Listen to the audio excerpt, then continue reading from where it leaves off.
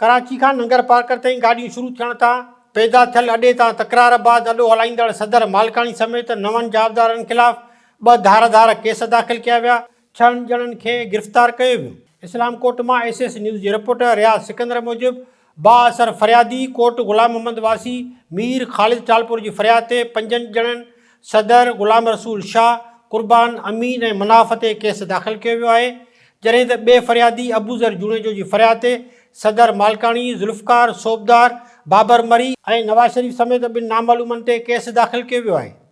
SHO जी अॻवानी में police Italian पहुची अॾे तोड़े ऑटोज़ ते वेठल अॾे मालिक सदर मालकाणी जे भाउ भाइटे ऐं मुलाज़िमनि सोबदार ज़ुल्फ़कार बाबर मरी ऐं नवाज़ शरीफ़ खे गिरफ़्तार करे चालान करे छॾियो। गिरफ़्तारियुनि जी वीडियो बि वायरल थी वई। होॾां सदर मालकाणी जो चवणु आहे त एसएचओ सिविल कपिड़नि में चढ़ाई करे ऑटोज़ ते वेठल संदसि भाउ भाइटे ऐं मुलाज़िमनि खे ज़बरदस्ती खंभे खणी वियो। पुलिस बाअसर सियासी धुर जी चुर्च ते असां ख़िलाफ़ कूड़ा केस दाख़िल करे 20 सालनि खां हलंदड़ अॾो बंदि करायो आहे। ॿिए तरफ़ एसएचओ जो चवणु आहे त फ़रियादियुनि जवाबदारनि ख़िलाफ़ केस दाख़िल करायो आहे। जवाबदारनि झेड़ो करे कोच मां माण्हुनि खे लाथो ऐं हर रोज़ु झेड़ा कनि था।